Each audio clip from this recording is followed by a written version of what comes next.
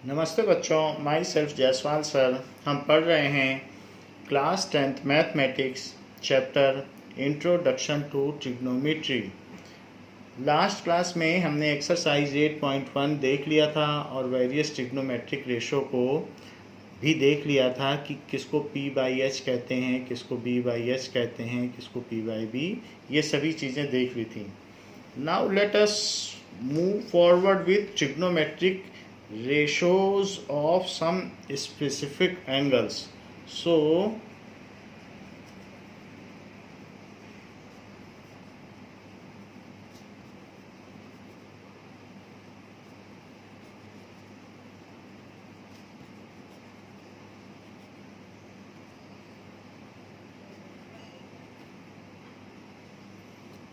हम ये बात ऑब्जर्वेशन से देख चुके हैं कि अगर ये 30 डिग्री का एंगल होता है, this angle is of 30 degree, तो अगर ये चीज़ जो भी होगी, मान लीजिए से इट इज़ 4 सेंटीमीटर, तो ये 8 सेंटीमीटर होगा। मेरा कहने का मतलब है कि अगर आपसे कहा जाए कि sin 30 की वैल्यू निकालिए, तो आप क्या करेंगे? परपेंडिकुलर बाई हाइपोटेनियस या अपोजिट साइड बाई हाइपोटेनियस। इसको अपोजिट साइड कहते हैं, इसको एडजेसेंट साइड कहते हैं। So that is A B by A C. तो ये चीज़ कितनी हो गई? 4/8, तो ये 1/2। ये हमेशा यही होगी, चाहे ये लेंथ बढ़ती बढ़ती कितनी बड़ी हो जाए या ये लेंथ छोटी होती होती कितनी छोटी हो जाए। अगर ये 3 हो जाएगा तो ऐसे केस में ये चीज़ 6 हो जाएगी, अगर ये 2 हो जाएगा तो ये 4, यानी हमेशा हाइपोटेनस इसका डबल रहेगा। इसके 3 होने से ये चीज़ 6 हो जाएगी, तो ये भी है। Let us inspect and verify whether this fact is correct और नॉट। तो इसके लिए हम क्या करेंगे? एक इक्विलेटरल ट्रायंगल लेंगे और इक्विलेटरल ट्रायंगल में ये इक्विलेटरल ट्रायंगल आप ले लें और यहाँ से परपेंडिकुलर ड्रॉप कर दें। तो हम जानते हैं कि इक्विलेटरल ट्रायंगल में जो भी साइड्स होती हैं वो इक्वल होता है, और अगर परपेंडिकुलर किसी वर्टेक्स से डाला जाए तो वो मीडियन भी बनता है। तो ये चीज़ है। तो अब अगर आप इसे ए सिंप्लिसिटी के लिए आप इसे 2a भी ले सकते हैं, क्योंकि साइड है, साइड से कोई फ़र्क नहीं पड़ता। तो इसको 2a लोगे, तो चूंकि इससे डाला गया परपेंडिकुलर इसका मीडियन भी है, तो ये दोनों a हो जाएंगे।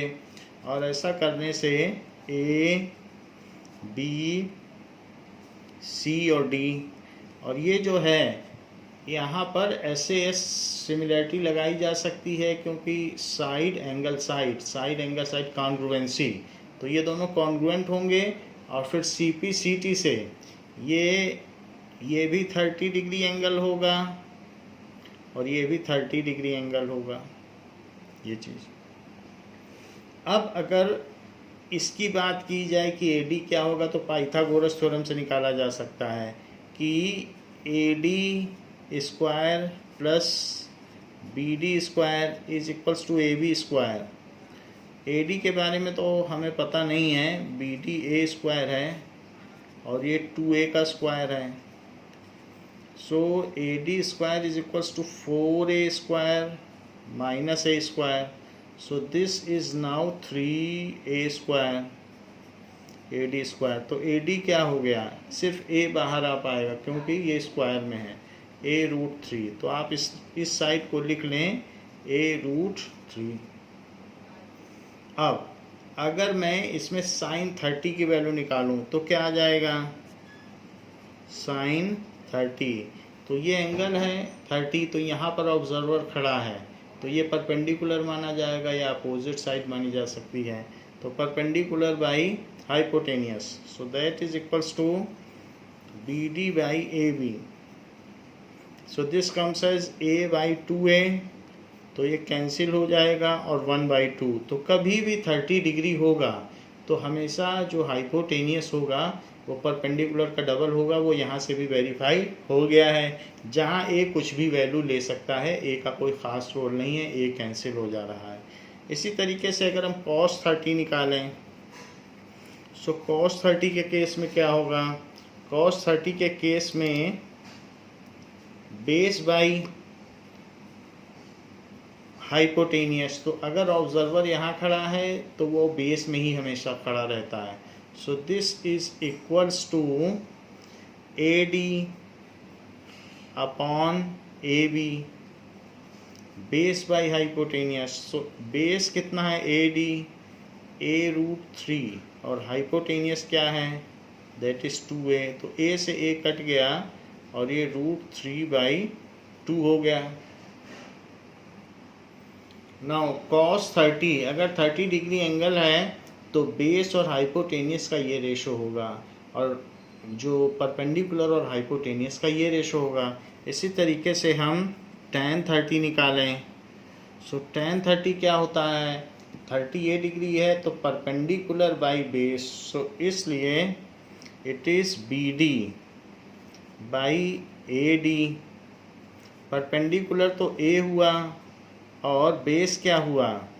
a√3, तो A से A कट गया तो 1/√3, ये tan की वैल्यू हो गई। नाउ cot की ले लें। सो cot 30 क्या होता है? बेस बाई परपेंडिकुलर, जस्ट इसका रिवर्स होता है। तो जहाँ ऑब्जर्वर खड़ा है वो बेस माना जाता है, ऑब्जर्वर A पर है। सो 30 डिग्री है ना, तो यही तो है 30।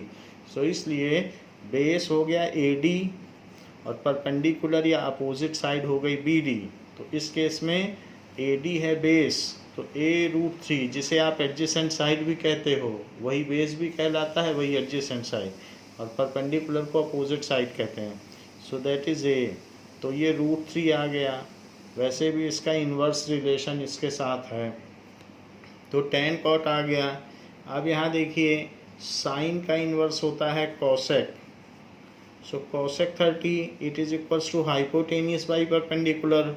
हाइपोटेनियस तो AB है और साथ में परपेंडिकुलर BD है, तो इसकी वैल्यू कितनी हो जाएगी? AB, that is 2A by A। So this comes as 2, just इसका इन्वर्स आया है। और इसी तरीके से sec 30 क्या होता है? Hypotenuse by base.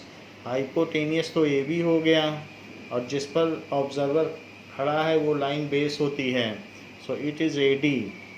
Now it comes as hypotenuse by base, that is a√3, A से A कट गया और 2/√3। आप देख रहे हैं कि जो sec 30 है वो cos 30 का इन्वर्स है, और जो cosec 30 है वो sin 30 का इन्वर्स है, और ये tan और cot आपस में इन्वर्स हैं। इस तरीके से भी इनका इन्वर्स रिलेशन वेरीफाइड होता है। तो हमने 30 डिग्री के लिए इनकी वैल्यू याद कर ली है कि ये सारी होती है। अब जरा देखें कि ये तो 30 के लिए हो गई। इसी रेफरेंस ट्रायंगल से हम इनके 60 डिग्री की वैल्यू निकालें। हम जानते हैं कि इक्विलेटरल ट्रायंगल के सभी एंगल 60 होते हैं। ये तो हमारा मीडियन था, तो एंगल बाइसेक्टर भी पाया गया और एल्टीट्यूड भी पाया गया। अब देखिए, तो इसी केस में आप क्या कर लें? 60 पर काम करें। तो यही ट्रायंगल हम फिर से बना लेते हैं, and let us find out the values of trigonometric ratios for 60 degree. जबकि ये a√3 पता चल चुका है और ये 2A है और ये A है, एंड दिस इज़ BAD, ऐसी बात दी गई है। सो साइन 60 डिग्री, क्योंकि इक्विलेटरल ट्रायंगल है तो सभी एंगल 60 हैं। ये 30-30 हो गया था बाइसेक्टर होने की वजह से, ये भी 60, हम इसी पर काम कर रहे हैं। So sine 60 degree is equal to ये वाला ट्रायंगल ले रहा है। तो अब ऑब्जर्वर यहाँ खड़ा है, तो sine of any angle is perpendicular by hypotenuse, so that is AD by AB। तो ऑब्जर्वर यहाँ है तो ये परपेंडिकुलर माना जाएगा, या फिर ये अपोजिट साइड मानी जाएगी। This is a√3 by 2A, तो 2A इससे कैंसिल हो जाएगा, और ये ए कैंसिल हो जाएगा और ये √3/a आ जाएगा, √3/2। ऐसे ही cos 60 की हमें वैल्यू चाहिए, तो cos 60 क्या होता है, 60 डिग्री है तो base by hypotenuse, so BD/AB, जिसकी की वैल्यू A/2a है और ये 1/2 हो गई। ऐसे ही tan 60 की वैल्यू क्या होगी, अगर ऑब्जर्वर यहाँ है तो perpendicular by base, so that is equals to AD/BD, that is A√3/a। तो ये कट गया, जिससे इसकी वैल्यू √3 आ गई। cot 60 क्या होगा, that is base by perpendicular, ये है परपेंडिकुलर बाई बेस, जबकि cot क्या होता है, बेस उसका उल्टा होता है बाई परपेंडिकुलर, तो A/A√3, तो इट इज़ इक्वल्स टू 1/√3। हमेशा tan theta is equals to 1/cot theta होता है। अब आप देख लें इसी तरीके से sec 60 डिग्री क्या होगा, sec 60 डिग्री होगा तो हाइपोटेनियस बाई बेस, वो cos का उल्टा है, तो इसलिए AB/BD, AB तो 2a है और BD a है, तो इसकी वैल्यू 2 हो गई। और cosec 60 डिग्री क्या हुआ, that is hypotenuse by perpendicular AD, so this is 2a/a√3, तो a से a कट गया और 2/√3 हो गया। So in this way we have seen that the values of various trigonometric ratios for 60 degree, तो ये स्पेसिफिक एंगल्स हैं जिनके लिए हम निकाल रहे हैं। फिर आप कहेंगे 45 डिग्री के लिए इनकी क्या वैल्यू होगी, तो 45 डिग्री के लिए एक रेफरेंस ट्रायंगल लीजिए और उसमें ये दोनों साइड्स इक्वल ले लें, तो ये एक आइसोसलीस बन जाएगा और आइसोसलीस होने की वजह से इन दोनों को 45 होना होगा, तभी ये 180 होगा, क्योंकि opposite angles of equal sides are equal, तो ये भी 45, ये भी 45, तो दोनों 45 डिग्री होंगे। और अगर दोनों एंगल सेम है और ये साइड्स इक्वल है, तो इक्वल साइड को आप ए और ए मान लें, तो उससे आपको पता चल जाएगा कि AC की वैल्यू क्या होगी। So AC square is equals to BC square plus AB square, it is equals to A square plus A square, that is 2A square, और फिर रूट ले लें। ऐसा करने से इसकी वैल्यू A√2 आ जाएगी, क्योंकि A जो A स्क्वायर परफेक्ट स्क्वायर है, तो यहाँ पर A√2 लिख लें। ये इसके आने के बाद अब सभी के आप 45 की वैल्यू निकाल लें। जैसे sin 45 निकाला जाएगा, तो ऑब्जर्वर यहाँ है, अगर ऑब्जर्वर यहाँ है तो उसके लिए sine of theta is equals to perpendicular by hypotenuse, तो ये अपोजिट साइड है, उसी के बारे में कहा जा रहा है। So it is AB by hypotenuse AC, तो ये अपोजिट साइड होती है और ये एडजेसेंट साइड होती है, सो दैट इज़ A/A√2। इनकी वैल्यू डाल दी तो ये 1/√2 आ गया। इसी तरीके से अगर मैं cos 45 डिग्री निकालूं, तो वो बेस बाई हाइपोटेनियस है, बेस यहाँ BC है ऑब्जर्वर के रिस्पेक्ट में, सो BC/AC, जो कि A/A√2 हुआ, जिसकी वैल्यू 1/√2 हुई। ऐसे ही tan 45 डिग्री होता है परपेंडिकुलर बाई बेस, तो ये AB/BC हुआ, बट दोनों की वैल्यू तो A ही है, तो ये कट के 1 हो जाएंगे। और cot 45 क्या हुआ, cot 45 degree that is equals to base by perpendicular, तो BC/AB, बट फिर भी दोनों A हैं क्योंकि ये आइसोसलीस ट्रायंगल है, तो इसलिए कॉट 45 भी 1 हुआ। वैसे भी 1 का इन्वर्स 1 होता है और tan और कॉट एक दूसरे से इन्वर्सली रिलेटेड है। नाउ sec 45, sec होता है cos का इन्वर्स, तो इट इज इक्वल्स टू, चाहे तो 1/cos से भी निकाल सकते हो, नहीं तो इंडिपेंडेंटली वैल्यू डाल सकते हो, hypotenuse by base, that is AC by BC, that is A√2/A। तो इनके कट होने से √2 आया है जो इसका इन्वर्स है। अगर 1/cos करते तो भी वही आता। और इसी तरीके से cosec 45 डिग्री, तो cosec 45 डिग्री होता है hypotenuse by perpendicular. So AC by perpendicular भी बोल सकते हो, अपोजिट साइड भी बोल सकते हो। तो दैट इज A√2 और अपॉन A से A कट गया, ये भी √2 आ गया। तो ये साइन का इन्वर्स है cosec।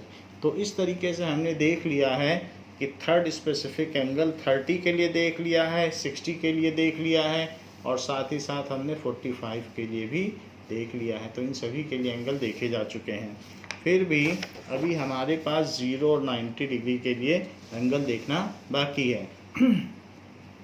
तो मान लें एक ऐसा ट्रायंगल हो जो बिल्कुल गिरने वाला हो इसके ऊपर, अभी गिरा नहीं है लेकिन गिर जाएगा थोड़ी देर में, ऐसा ये। तो इसको नियरली 0 मान लो, अभी 0 डिग्री के पास है, बट आपको अपीयर कराने के लिए ऐसा किया गया दूसरी लाइन उस पर गिर जाए। तो अब जैसे मान लीजिए ये A है, ये चीज़ B है, ये C, अगर पूरी तरीके से गिर जाएगा तो ये साइड इसके इक्वल हो जाएगी और BC 0 हो जाएगी।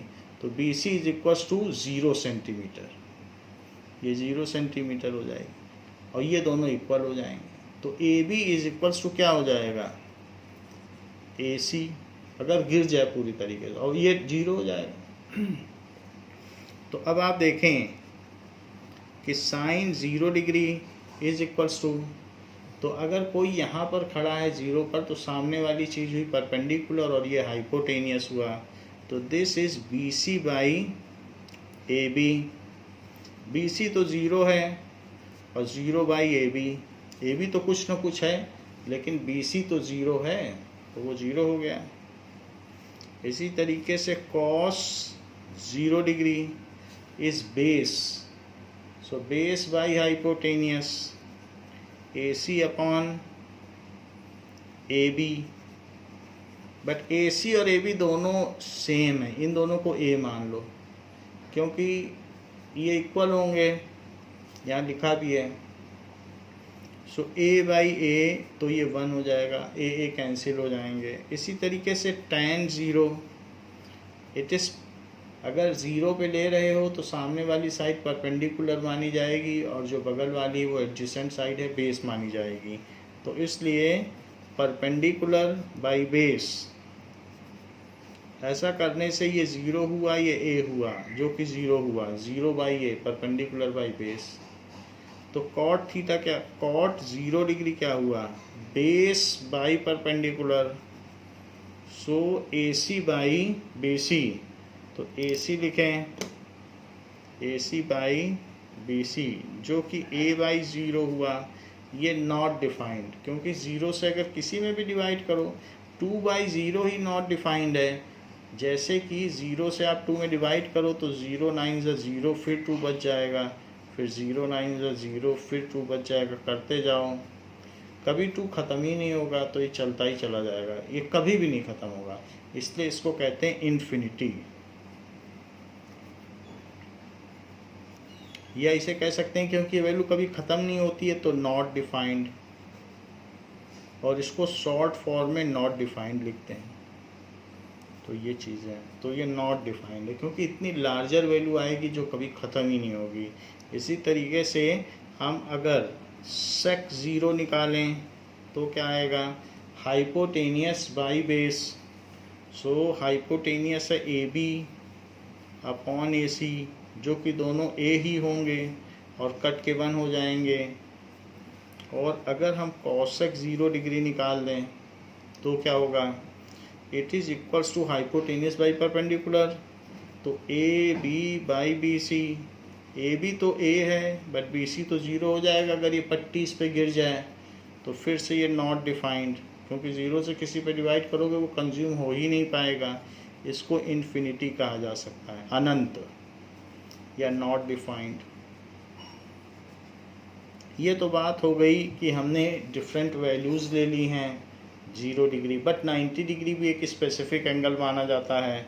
तो ऐसे केस में अगर मान लीजिए एक ऐसा ट्रायंगल बना लिया जाए कि जो बिल्कुल अभी तो 89 है, लेकिन ये अगर इससे चिपक जाए, ये इधर आ रहा है, तो एक टाइम पे ये 90 भी हो जाएगा। ये 89 है, ये 1 है, लेकिन हम मान लेते हैं ये 90 डिग्री है। दिस एंगल इधर वाला 90 डिग्री है और ये 0 है, तो 90 + 90 बिल्कुल मिल गई है लाइन। ऐसे केस में आप इसे ए बी और सी माने। अगर ये मिल जाएगी लाइन इसके साथ तभी 90 हो पाएगा, क्योंकि तीनों का सम 180 होता है। 90 तो इसी ने ले लिया, इसे 90 बनना है तो इसे 0 बनना पड़ेगा, तभी 90 90 180 होगा और एंगल सम प्रॉपर्टी पूरी हो जाएगी। ऐसा नहीं हो सकता कि ये भी 1 हो जाए और ये 90 90, तो 181 हो जाएगा। इसलिए इसको इस पर मिलना ही पड़ेगा। और मिलने का मतलब है कि ए बी 0 हो जाए, और मिलने का मतलब है कि ये दोनों साइड इक्वल हो जाएं और ए हो जाएं, ऐसा हो जाए। तो हम 90 के लिए काम करते हैं। तो 0 के लिए तो हमने यहाँ पर एक चार्ट बना लिया है कि 0 का चार्ट है, बट 90 के लिए करना है तो साइन 90 डिग्री। तो अगर ऑब्जर्वर 90 पे खड़ा है तो ये एंगल 90 हमने बताया आपको, ये वाला इधर वाला ए, तो उसके लिए perpendicular by hypotenuse, so B C by A C. तो ये दोनों अगर एक दूसरे के साथ इंटैक्ट हो जाते हैं तो a बाई ए जो कि 1 होगा। फिर cos 90 डिग्री, तो cos 90 डिग्री क्या होगा, base by hypotenuse, so A B by A C that is equals to 0 by A C. तो ए सी क्या है, ए, तो ये 0 हो जाएगा। तीसरी चीज़ 0 by something, non zero is 0, but A by 0, something by 0 is infinity. 0 by something is 0, क्योंकि अगर ए से 0 में डिवाइड करोगे तो 0 टाइम्स जाएगा, ए 0 जा 0, बस बात ख़त्म हो गई, कुछ बचा ही नहीं। लेकिन 0 से ए में डिवाइड करोगे तो बात दूसरी होती है। अब tan 90 डिग्री, तो परपेंडिकुलर, क्योंकि इस एंगल के सामने वाली साइड अपोजिट साइड से वही परपेंडिकुलर कहलाती है, तो B C by A B, B C by A B वो a बाई 0 होगी। अब 0 से किसी में डिवाइड करोगे तो वो कंज्यूम नहीं होगा, वो इन्फिनिटी होगा। सो cot 90 डिग्री, cot 90 डिग्री क्या होगा, cot 90 डिग्री होता है बेस बाई परपेंडिकुलर, जस्ट उल्टा होता है tan का। तो ए बी बेस हुआ जिस पर ऑब्जर्वर खड़ा है, और बी सी तो 0 बाई ए, तो वो 0 हो गया। ऐसे ही sec 90 degree, that is hypotenuse by base, so it is A C by A B, जो कि a बाई 0 हुआ तो ये इन्फिनिटी हुआ। और ऐसे ही cosec 90 degree is equals to hypotenuse by opposite side या perpendicular, hypotenuse by perpendicular, that is B C. और दोनों ही ए हैं, क्योंकि इससे इंटैक्ट हो जाएगा तो दोनों साइड इक्वल हो जाएंगी, तो ये 1 हो जाएगा। हम देख रहे हैं कि साइन का इन्वर्स कॉसेक वो 1 है, और 0 का इन्वर्स यानी ये 0 बाई 1 है, और उसको पलट दो तो 1 बाई 0 तो इन्फिनिटी। ये 0 बाई 1 है, पलट दो तो 1 बाई 0 तो इन्फिनिटी। तो ये आपस में इन्वर्स रिलेशन होल्ड करते हैं, इसको हमने कंफर्म कर लिया है। However we should comprehend our data, जो भी चीज़ें हैं उसको एक साथ लिख लें।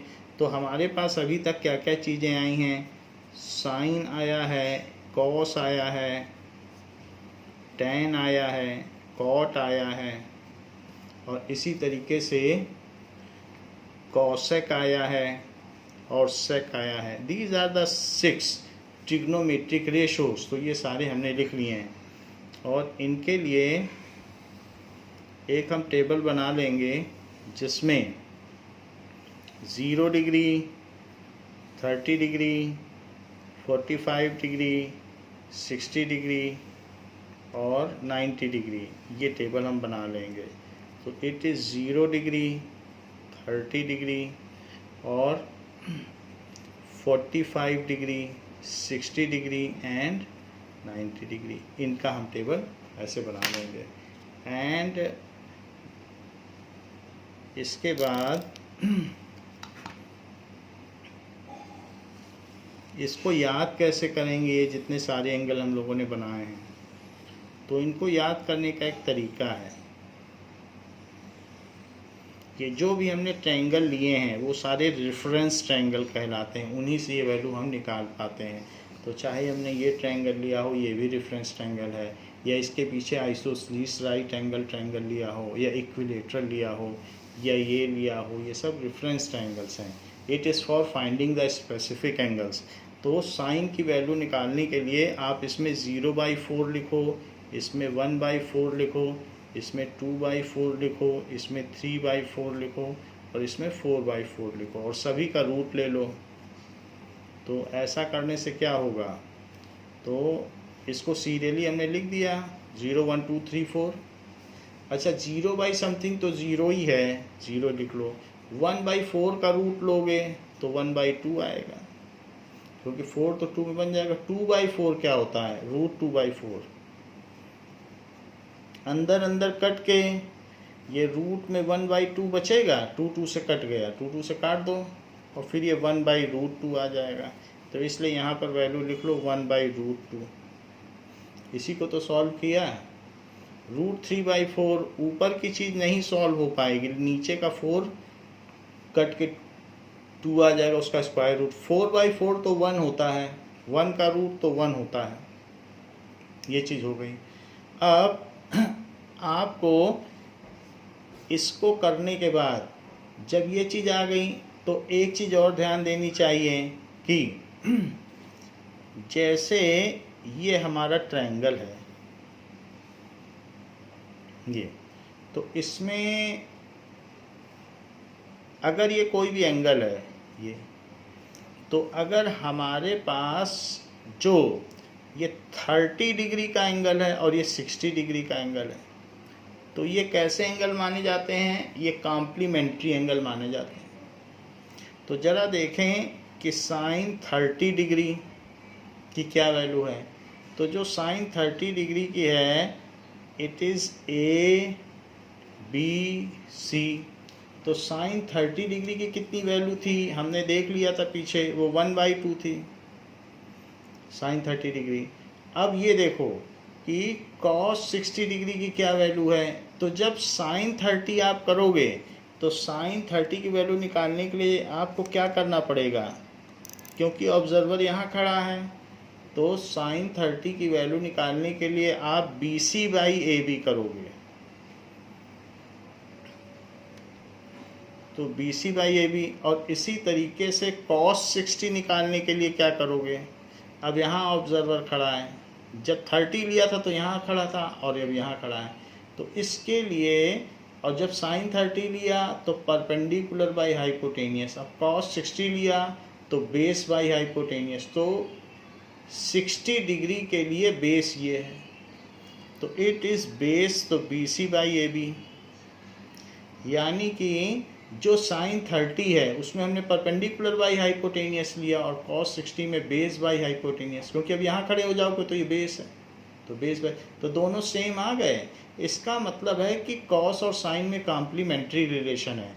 जो साइन 30 की वैल्यू है वो cos 60 की वैल्यू है। ऐसा हमने जो पीछे किया है उससे भी पता किया जा सकता है कि उनमें कॉम्प्लीमेंट्री रिलेशन है। उन आंसर्स को चेक करके भी ये बात पता की जा सकती है कि जो साइन 30 की वैल्यू है वही cos 60 की वैल्यू है।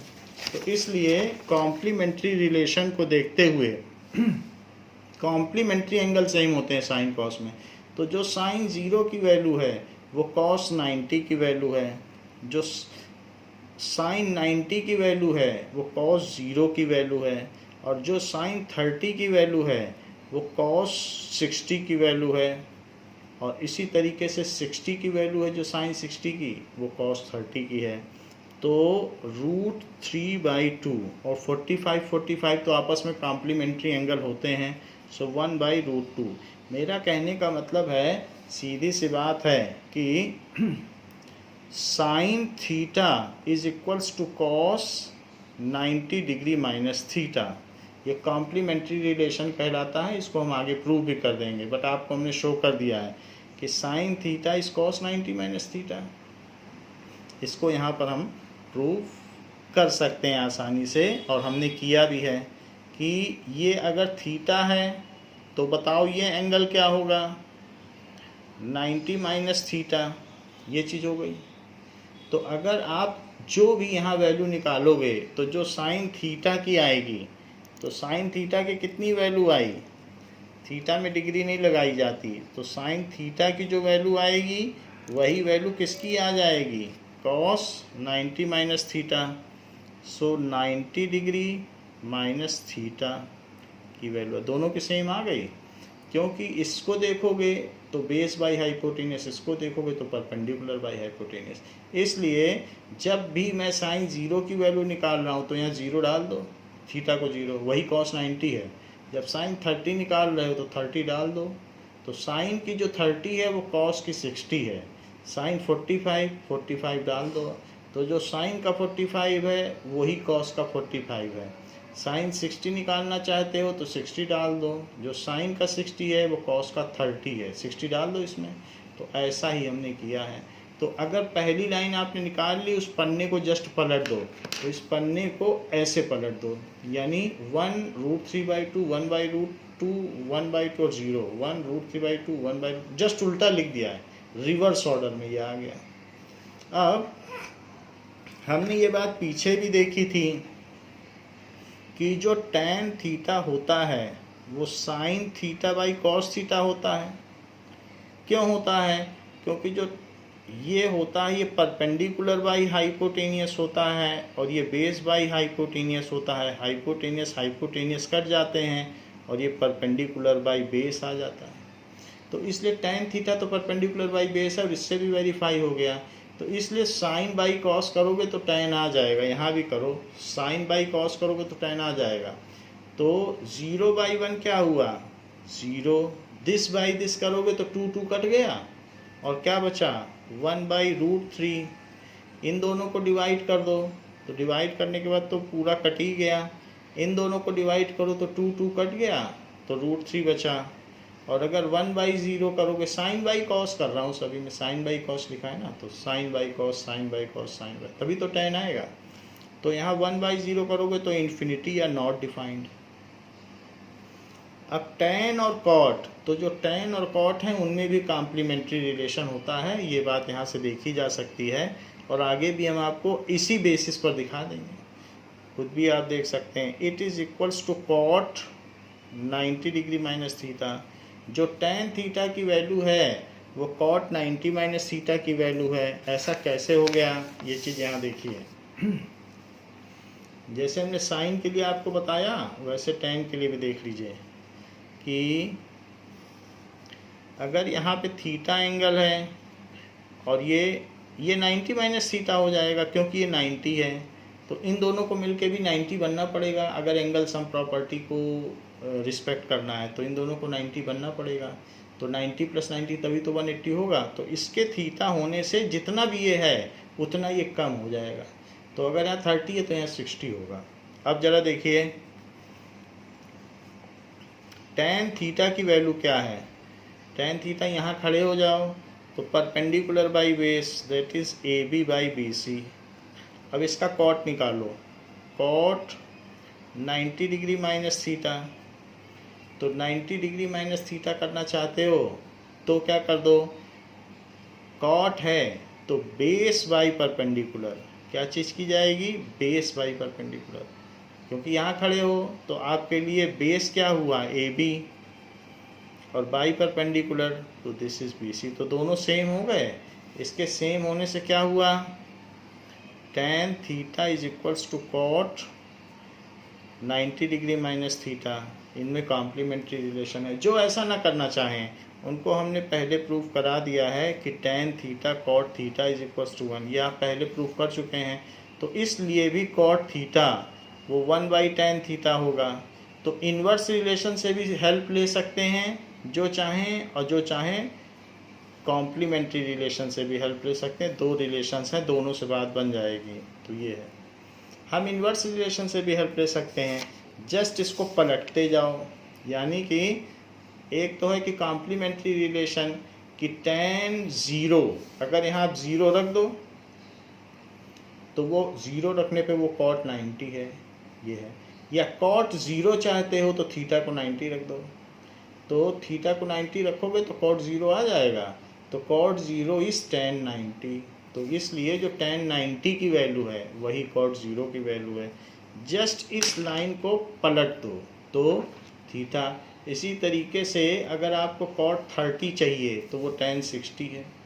30 कैसे पाओगे, यहाँ पर 60 रख दो, थीटा 60 रखोगे तो 30 आ जाएगा। तो cot 30 इज tan 60, तो थीटा 60 रख दीजिए आप, तो cot 30 इज tan 60। तो इसलिए ये वैल्यू जो 60 की है tan 60 वही cot 30 है। जो लोग ऐसा ना करना चाहें वो दूसरा रिलेशन यूज़ कर सकते हैं कि tan को पलटते जाओ cot पाते जाओ। तो 1/1 1, √3/1 तो 1/√3,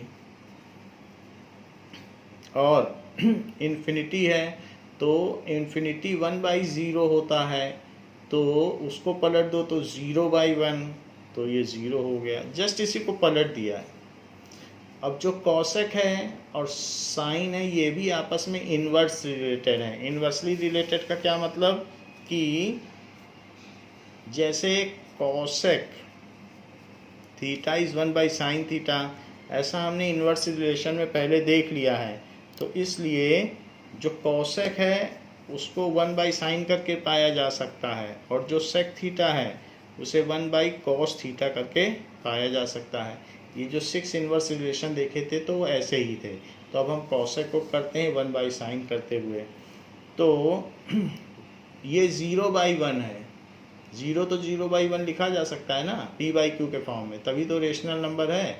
तो 0/1 को ज़रा पलटो, 1/0 तो इन्फिनिटी, 1/2 को पलटो तो 2, 1/√2 को पलट दीजिए सो √2, √3/2 को पलट दीजिए तो 2/√3, और 1/1 को पलट दीजिए तो 1, ये है।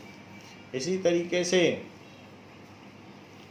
cos को पलटोगे तो sec आ जाएगा, तो 1/1 को पलटोगे तो 1, √3/2 को पलटोगे तो 2/√3, 1/√2 को पलटोगे, इन्वर्स रिलेशन है इन दोनों में, तो पलट दो, इन्वर्स कर दो तो वो आ जाएगा।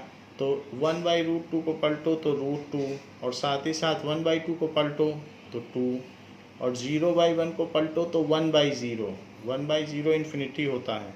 आप ये देख लें, जो ये लाइन है ये किताब है, इसको पलट दोगे तो ये लाइन आ जाएगी। मेरा कहने का मतलब है इनमें भी कॉम्प्लीमेंट्री रिलेशन है। जैसे यहाँ आया था वैसे यहाँ पर भी है। sec 30 वही है जो cosec 60 है, sec 0 वही है जो cosec 90 है। तो कॉम्प्लीमेंट्री एंगल की वैल्यू यहाँ बराबर है। sec 45 और cosec 45 सेम है। तो यहाँ पर ये बात हमने देख ली। पहले साइन जब निकाला तो इससे निकाला, उसको पलट दिया तो cos आ गया, इनको डिवाइड कर दिया तो tan आ गया, उसको पलट दिया तो cot आ गया। जब cot आ गया तो cosec निकालने के लिए साइन को इन्वर्स कर दिया, पलटते गए, और फिर उस किताब को भी पलट दिया तो sec आ गया। ये तो हमारा एंगल का हो गया। तो इसी पर बेस्ड हमारी नेक्स्ट एक्सरसाइज है, और इसके सारे एंगल पता होने चाहिए। अगर रेंडमली आपसे पूछ लिया जाए कि कौन कौन से ट्रिग्नोमेट्रिक फंक्शन की वैल्यू 1 होती है, तो आपको तुरंत निकलना चाहिए देयर आर 1 2 3 4 5 6। तो आप ये तुरंत बोलें कि cos 0 इस तरीके साइन 90, वो सारी वैल्यूज़ आप बता दें। अगर आपसे कोई पूछे किसकी किसकी वैल्यू 0 होती है, वो सारी आप बता दें। किसकी किसकी वैल्यू इन्फिनिटी है, ऐसे 4 वैल्यूज़ बताओ फंक्शंस की, तो वो सब आपको आनी चाहिए। किसकी √3 है वो आना चाहिए। तो इस तरीके से जब आपसे इस टेबल के बारे में कुछ भी पूछा जाए तो ये चित्र आपके दिमाग में अच्छी तरीके से बस जाए कि किसकी किसकी 1 है, किसकी क्या है। रेंडमली अगर आपसे इस पे 20 क्वेश्चंस पूछे जाएं within 1 minute, then you should be able to reply all values, because it has far reaching consequences. इसकी वैल्यू का महत्व 12th तक भी है, और ट्रिग्नोमेट्रिक इन वैल्यूज़ को आपने देख लिया है, फिजिक्स में भी यूज़ किया गया है, तो फिजिक्स और केमिस्ट्री में भी ये एक्सटेंडेड है ये टेबल। तो अगर ये चीज़ नहीं तैयार होगी तो आपकी फिजिक्स और केमिस्ट्री में भी ठीक नहीं रहेगा ना। अब देख लें, जबकि हमने ये सारी वैल्यूज़ पता कर ली हैं trigonometric ratios, so let us go to example 6। तो इसके बेसिस पर अब हम नेक्स्ट एक्सरसाइज की ओर बढ़ते हैं कि यही टेबल नेक्स्ट एक्सरसाइज के लिए है। So now example 6। Example 6 says that ABC is right angled at B। तो ABC एक राइट एंगल लिया गया है, तो आप इसमें B पे राइट एंगल ले लें और ABC, this is 5 centimetre and this is 30 degree. इतनी सी बात दी गई है, तो ये गिवन है सारा, और आपसे पूछा जा रहा है कि find the length of BC and AC। find BC and AC। वास्तव में चैप्टर ही ट्रिग्नोमेट्री है, तो डिफरेंट साइड का मेजरमेंट ही तो हमें करना है ट्रिग्नोमेट्रिक रेशो से, तो वही हमें करना है। Now solution. साइन 30 क्या होता है?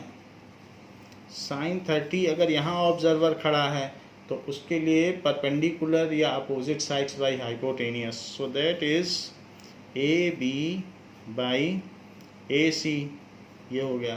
बट साइन 30 की वैल्यू हम लोगों को पता है हाफ होती है, क्योंकि टेबल के बेसिस पर जो टेबल हमने आपको बताई है वो आपकी बुक में भी दी है, तो आप अपनी बुक से भी उसी चीज़ को रिफ़र कर सकते हैं। ये सारी वैल्यूज़ इसमें दी गई हैं, तो आप बुक से भी रिफ़र कर सकते हैं। So 1/2 is equals to AB by AC। AB कितना है?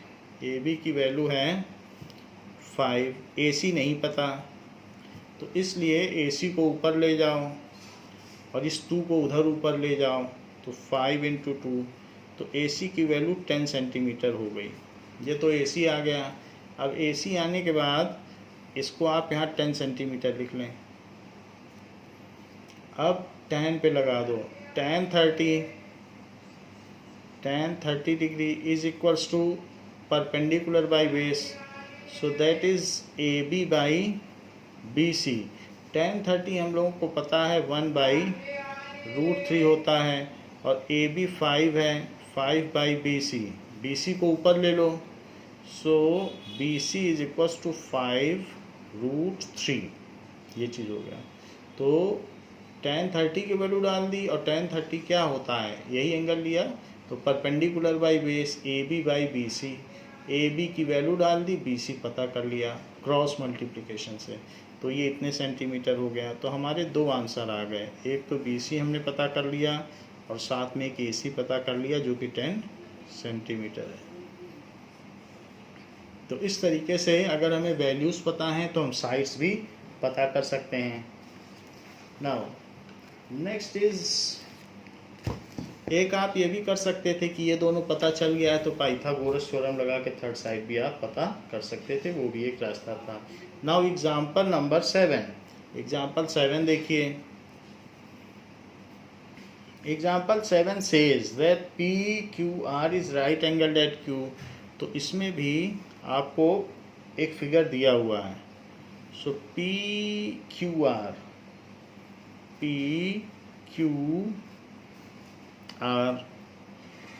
that is 6 centimetre, that is 3 centimetre. तो आपसे पूछा जा रहा है, अगर इतना ही दिया है तो आपसे एंगल क्यू पी आर और पी आर क्यू पद पूछा जा रहा है। Find angle Q P R and angle P R Q, ये चीज़ पूछी जा रही है। सोल्यूशन देखिए, सोल्यूशन में हम लिखें साइन आर, तो साइन आर का क्या मतलब होता है? Sine R is opposite side upon या perpendicular by hypotenuse, so that is equals to P Q by P R. So P Q की क्या वैल्यू है?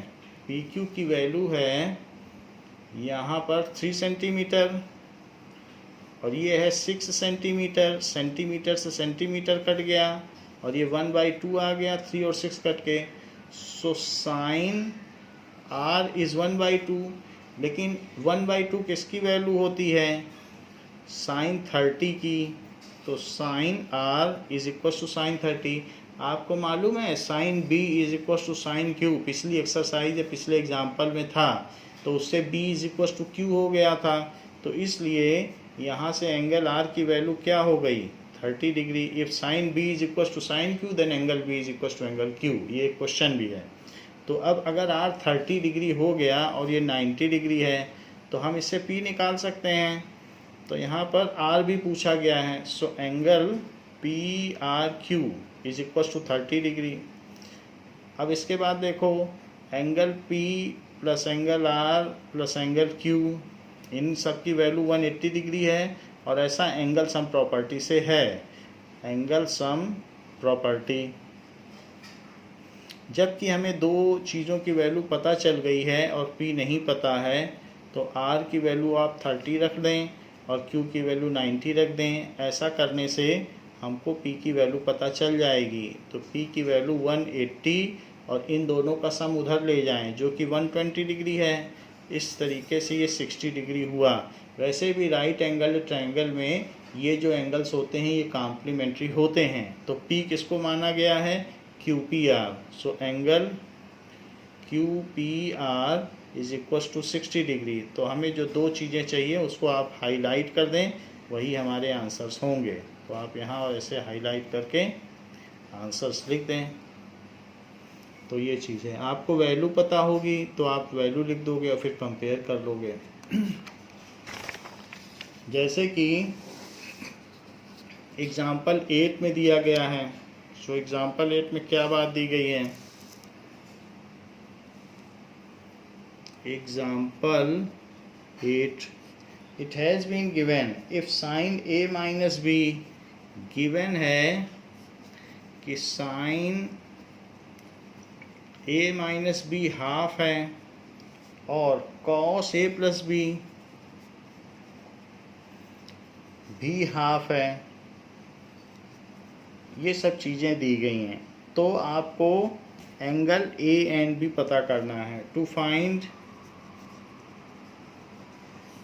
Angle A and angle B, तो इसका सलूशन देखिए। तो sine A minus B half है। ऐसा कौन सा साइन एंगल है जो हाफ होता है?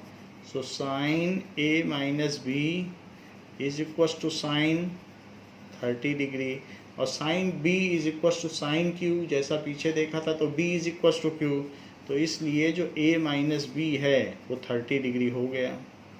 ऐसे ही यहाँ पर देखें कि कॉस ए प्लस बी जिसकी की वैल्यू हाफ है, तो ऐसा कौन सा कॉस है जो हाफ होता है? So cos A plus B is equals to cos 60 degree. 60 degree half होता है। तो इसी तरीके से हमने कॉस में भी देख लिया था 8.1 एक्सरसाइज में कि cos A is equals to cos B then A is equals to B. So इसलिए जो अंदर का एंगल होगा वो भी इक्वल होगा। अब हमारे पास यहाँ पर 2 इक्वेशंस आ गई हैं। इन दोनों को एक दूसरे के नीचे रख कर आप सॉल्व कर लें। ऐसा करने से एलिमिनेशन मेथड से आपको इनकी वैल्यू पता चल जाएगी। तो यहाँ पर 2a की वैल्यू 90 डिग्री आ गई है, तो a की वैल्यू कितनी आ गई? 45 डिग्री। a के आ जाने के बाद अब a प्लस b की वैल्यू आप 60 डिग्री रख दें और a की जगह 45 डिग्री रख दें। तो ऐसा करने से आपको बी मिल सकता है। तो बी की वैल्यू कितनी हो जाएगी? बी की वैल्यू हो जाएगी 15 डिग्री। सो ये, और ए की वैल्यू हो गई 45 डिग्री। सो ए और बी की वैल्यू यहाँ पर हमने पा ली है। इसी के बेसिस पर अब हमारी एक्सरसाइज के क्वेश्चंस करेंगे। एक्सरसाइज 8.2। सो 8.2 नाउ फर्स्ट क्वेश्चन में कई पार्ट हैं। फर्स्ट पार्ट देखते हैं। That is sine 60 degree. इसकी वैल्यू सबकी निकालनी है। Cos 30 degree plus sign 30 degree and cos 60 degree. तो साइन 60 डिग्री क्या होता है? That is √3/2। कॉस 30 क्या होगा? √3/2। साइन 30 क्या होगा? 1/2। कॉस 60 क्या होगा? 1/2। तो ये सारी वैल्यू आप लिख लें। जो प्रोडक्ट में है तो प्रोडक्ट में लिख लें 1/2। ये सारी वैल्यू लिख दी। इनका मल्टीप्लाई करो तो ये 3 होगा 3/4। यहाँ भी मल्टीप्लाई करो तो 1/4। नीचे का नीचे मल्टीप्लाई, ऊपर का ऊपर। ऐसा करने से नीचे तो 4 आ जाएगा और ऊपर क्या आ जाएगा? 4/4 जो कि 1 होगा। तो इस तरीके से फर्स्ट पार्ट की वैल्यू 1 है। सेकंड पार्ट देखें। 2 tan square 45 degree plus cos square 30 degree minus sine square 60 degree. ये सारी वैल्यू ले ली। तो tan 45 की वैल्यू क्या होती है? 1 और उसका स्क्वायर कर दो। तो टेबल आपके माइंड में होनी चाहिए। प्लस cos 30 कितना होता है? √3/2 और उसका आप स्क्वायर कर दें। साइन 60 क्या होता है? √3/2 तो उसका स्क्वायर कर दें। तो ये सारी वैल्यू आपको बाई हार्ट होनी चाहिए, चाहे थोड़ा समय लग जाए एक्सरसाइज में। Do not rush to exercise, just by heart the thing, practice it and then go to exercise and try to put value independently without seeing the table. So it is 2 और ये दोनों cut गए हैं तो इसलिए इसका answer कितना हो गया? So 2 is the answer. Now we will go to third part. Third part कहता है cos 45 degree upon sec 30 degree plus cosec 30 degree. ये कह रहा है तो इन सब की वैल्यू डाल दें। दैट इज 1/√2 और डिवाइडेड बाई सेक 30 क्या होता है? जो cos 30 है उसको पलट दो। cos 30 है √3/2 तो sec 30 है 2/√3। cosec 30 क्या होता है? sin 30 को पलट दो क्योंकि sin का ये इन्वर्स रिलेशन है। sin 30 1/2 है, सो दिस इज 2/1। तो ये हमने सबकी वैल्यू डाल दी है। अब इसके बाद आप इनका एलसीएम ले लें। ऊपर तो 1/√2 रहने दीजिए। सो आप ऐसे भी कर सकते हैं कि 1/√2 है और डिवाइडेड बाई 2/√3 प्लस 2/1 ऐसे भी लिख सकते हो। जो मेन क्वोशंट है उसको डिवीजन में लिख सकते हो और यहाँ एलसीएम लेते रहो। तो दिस इज √3, अंदर क्या आ जाएगा 2 और यहाँ क्या आ जाएगा 2√3, क्योंकि 1 से करोगे तो √3 आएगा और √3 से 2 में मल्टीप्लाई, ये चीज़ आ गई है। और दिस इज इक्वल टू 1/√2। यहाँ डिवीज़न है, डिवीज़न है तो उसको आप मल्टीप्लिकेशन में बदल दीजिए। सो 1/√2 और मल्टीप्लाई करके √3 ऊपर और नीचे की चीज़ नीचे, लेकिन 2 कॉमन ले लीजिएगा। 1 प्लस √3 तो हमने पलट दिया है, हाँ 2 कॉमन ले लिया है। तो ये बात आ गई। अब ज़रा देखें कि बाकी सब चीज़ें ठीक हैं। जो √2 है, √2 को अंदर ले लो क्योंकि हम इसे रेशनलाइज करना चाहते हैं, नीचे कोई भी रूट नहीं रखना चाहते हैं। 1/2 तो रहेगा लेकिन √2 को अंदर ले लो। √3 भी ऊपर रहेगा लेकिन √2 को अंदर ले लो। So it is √2 plus √6। √2 को अंदर लोगे तो √2 इंटू √3 क्या होता है? रूट ए इंटू रूट बी क्या होता है, रूट ए बी। तो रूट 2 इंटू रूट 3 क्या होगा, रूट 2 इंटू 3 जो कि रूट 6 होगा। तो ऐसा हमने कर दिया। अब इसका रेशनलाइजेशन करें, जो भी चीज़ नीचे है उसका कंजुगेट लिखें और ऊपर भी उसका कंजुगेट लिखें। इसका कंजुगेट लिख लिया। So this is equals to root 3 है तो रूट 3 को अब अंदर ले लो। तो जब रूट 3 से पूरे में मल्टीप्लाई करो तो फिर से यही फार्मूला लगाओ। सो इट इज़ रूट 6 और रूट 3 को और अंदर लो तो रूट 3 इंटू 6 18 हो गया। अब नीचे आइए, नीचे 2 है और इनको करो a plus B A minus B, तो a square minus B square ये आ गया। तो अब इसके बाद क्या हो जाएगा, दिस इज इक्वल्स टू यहाँ पर इसकी वैल्यू आप निकालिए। सो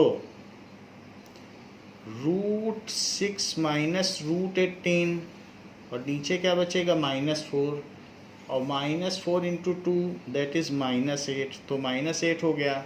इसके बाद आप ऐसा कर सकते हैं कि माइनस से ऊपर नीचे मल्टीप्लाई कर दें, तो -1 से, जिससे नीचे माइनस ना रहे।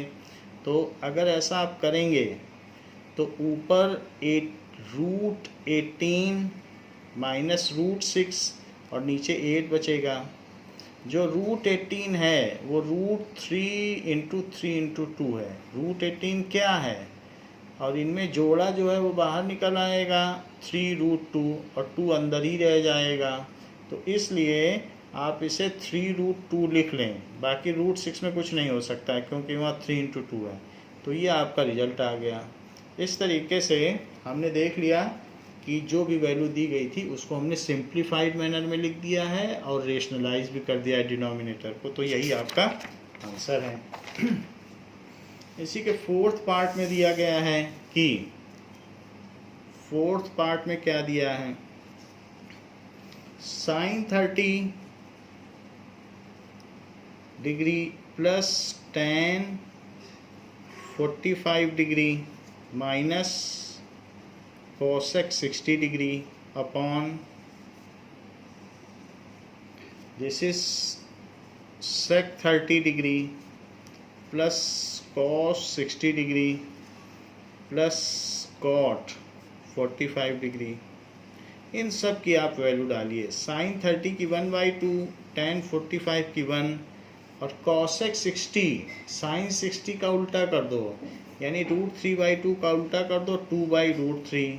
अब नीचे आ जाइए, sec 30 cos 30 का उल्टा कर दो। cos 30 क्या होता है, √3/2, उसका उल्टा कर दो क्योंकि इन्वर्स रिलेशन है sec और cos का। सो 2/√3। cos 60 क्या होता है, 1/2 और cot 45 वो 1 होता है। तो इन सभी की वैल्यू आप डाल दें। नाउ जब इनकी वैल्यू इसमें डाल दी गई है तो ऊपर का ऊपर एलसीएम लें और नीचे का नीचे एलसीएम लें। तो ऊपर का एलसीएम आएगा 2√3 और ज़रा नीचे देखें, नीचे का भी एलसीएम आएगा 2√3। अब इसके बाद 2 से डिवाइड करो 2√3 में, तो √3 बचा और √3 को 1 में मल्टीप्लाई कर लो, 3 हो गया। 1 से डिवाइड करोगे तो सब कुछ बच जाएगा 2√3 और √3 से डिवाइड करोगे तो 2 बचेगा। √3 से इसमें डिवाइड करो तो 2 बचा, 2 का ऊपर मल्टीप्लाई करो तो 4। ऐसे ही नीचे करो, √3 से √3 में डिवाइड करो, 2 बचा, 2 से ऊपर मल्टीप्लाई तो 4। 2 से इसमें करो तो √3 बचा तो √3 और साथ में 1 से करोगे तो पूरा बच जाएगा 2√3।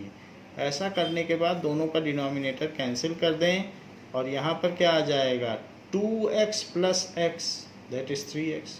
तो 2√3 है। अगर मान लो आप √3 इसमें कॉमन भी लेते हो तो अंदर 1 + 2 बचेगा।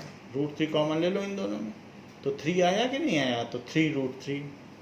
सो दिस इज 3√3 -4 और नीचे देखो, नीचे 4 + 3√3 क्योंकि यहाँ पर भी वही बात है 2√3 + 1√3 तो 3√3। ये चीज़ आ गई है। खैर हमको इसको रेशनलाइज कर लेना चाहिए, क्योंकि नीचे जो डिनोमिनेटर है वो इरेशनल है। तो उसके लिए हमें क्या करना चाहिए कि जो नीचे है 4 माइनस 3√3, उसी से ऊपर नीचे मल्टीप्लाई कर दें। 4 माइनस 3√3 से मल्टीप्लाई कर दें। अब चेक करें तो ऊपर में एक जगह है 3√3 माइनस 4, एक है 4 माइनस 3√3। आप ऐसा कर लें, अगर माइनस कॉमन ले लें तो बिल्कुल वही चीज़ बन जाएगी, 4 माइनस 3√3 इंटू 4 माइनस 3√3। ऐसा क्यों कर रहे हैं? फिर हम स्क्वायर की आइडेंटिटी लगा पाएंगे, a माइनस बी का होल स्क्वायर। जैसे अगर मैंने इसमें से माइनस कॉमन ले लिया तो 4 प्लस हो गया और ये निगेटिव हो गया, और नीचे तो आप स्क्वायर कर लो, 4 का स्क्वायर और माइनस 3√3 का स्क्वायर। अच्छा, तो माइनस यहाँ पर है और अब इसका स्क्वायर करो, 4 माइनस 3√3 का स्क्वायर, और नीचे जरा आइए तो 16 माइनस पहले 3 का स्क्वायर करो, तो 3 का स्क्वायर 9 होता है, और अब √3 का स्क्वायर करो तो 3। तो इस तरीके से माइनस तो बाहर रहने दीजिए और इसमें आइडेंटिटी लगाइए। 4 का स्क्वायर 16 और इसका स्क्वायर, तो आपने इसका स्क्वायर करोगे तो 3 का स्क्वायर 9 और √3 का स्क्वायर 3, तो 9 3 जा 16। आप अलग से भी लिख के कर सकते हैं, 3√3 इंटू 3√3, इसका स्क्वायर करना है, सो 9 इंटू 3 दैट इज़ 27, तो उसका स्क्वायर 27 आया। और माइनस 2 इंटू 4 इंटू 3√3, पूरी आइडेंटिटी लगा दी। और नीचे देखो 16 माइनस 27 क्या होगा, सो इट इज़ -11। सो ऊपर माइनस और ज़रा इन दोनों को जोड़ दो तो 43 माइनस 4 2 जा 8, 8 3 जा 24, सो 24√3, और नीचे पर क्या हुआ -11। तो अगर मैं 11 से ये निगेटिव और निगेटिव कट कर दूं तो हमारे पास आंसर क्या आ जाता है, 43 माइनस 24√3 अपॉन 11, यही इसका आंसर है। तो इस तरीके से हम लोगों ने एक्सरसाइज 8.2 के फर्स्ट के 4th क्वेश्चन तक कर लिया है। इसके आगे के क्वेश्चन हम नेक्स्ट क्लास में करेंगे। थैंक यू बच्चों।